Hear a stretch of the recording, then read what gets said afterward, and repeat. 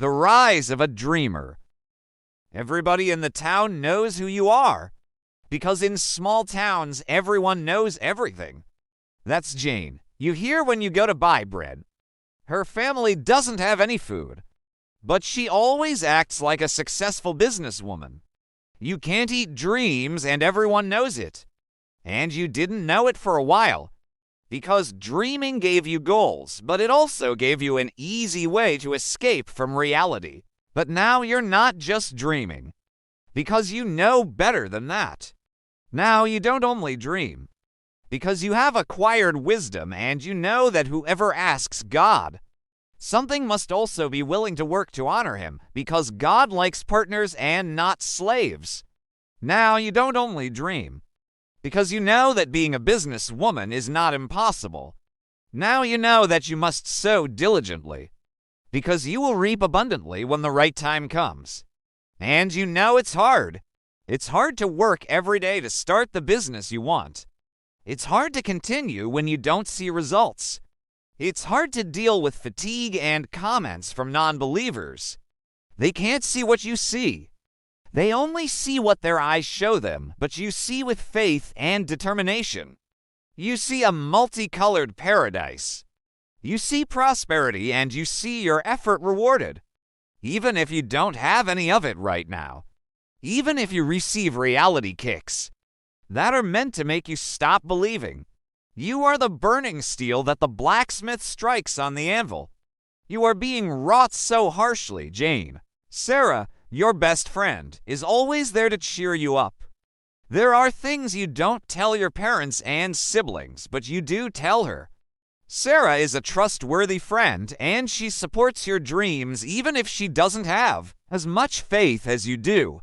Sarah may not see the landscape that you see, but she will still buy the painting if you ask her to, and you love her for it. Look, Jane, she says to you one day, handing you a brochure. A great businessman is going to give a conference. Do you know him? When you see the face of Mr. Joshua Brown in the brochure, you are almost on your knees and thanking God for working side by side with you. You know this is your chance and you just can't believe it. If I know him, no one in the business world doesn't know him. Mr. Brown is a legend. You respond with excitement, checking the brochure and slumping your shoulders when you read where the conference will be, the capital. Why do all the relevant things happen in the city and not in small towns like ours? Because no one cares about us. Sarah rolls her eyes as she says this, and she gives you a smile. And what's the matter if it's in the capital? Let's have a garage sale or something so we can buy your ticket. Have a little faith. Sarah is like the clear water that soaks you after the forge. When you get down to business with the garage sale, you can't help but think that she is the refreshing water. You so much need to cool your discouragement. You are being tempered so affectionately, Jane. Brown's lecture is inspiring. Hearing how he encourages people to follow their dreams makes parting with some of your stuff and all the stress of the garage sale worth it. With each step you see him take, the more you promise yourself to talk to him when the conference is over. You want to ask him for some advice, and you are going to take the risk even if you know the probability that his bodyguard will stop you is high. Oh, but when you get close to him, everything is surreal.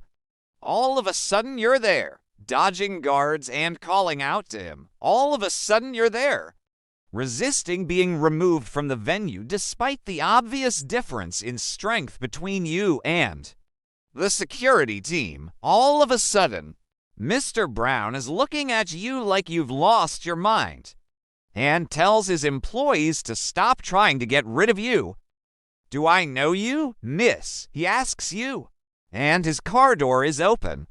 And you know that whatever you're going to say next will be your first and last chance. Can you tell me how to be unbreakable? Excuse me. Everyone tells me that it's impossible to have my own business in my town because the big investments only happen in the capital. Everyone tells me I'm crazy for having faith, and I'm going to prove them wrong. Since you are a successful businessman, I wanted to come ask you this. How can I be unbreakable? Because I am determined to change what I have to change to achieve it. Mr. Brown lowers his eyes with a certain absent-mindedness. And you fear this is the end. Then you see him signal to one of the guards, too. It's a gesture for him to walk away. Would you like to come with me?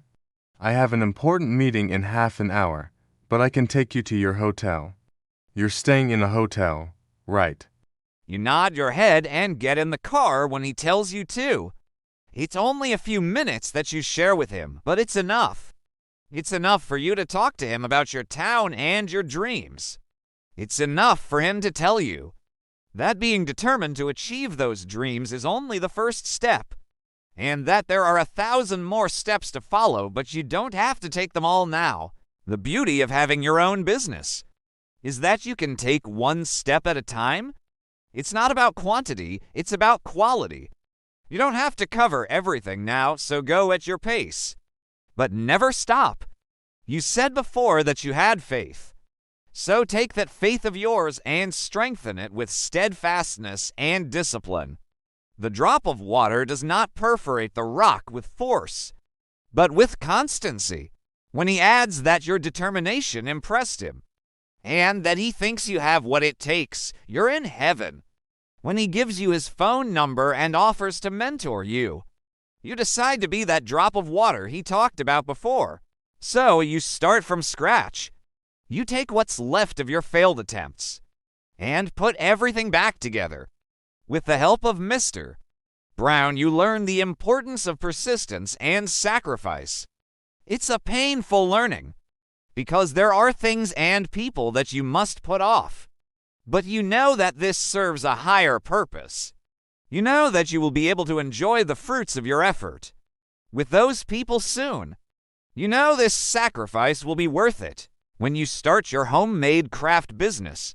The landscape is not rosy. Food businesses are necessary. But homemade crafts, they don't do so well because they are optional. Sometimes your parents help you because you inherited your manual art from them. Sometimes you have to do all the work yourself.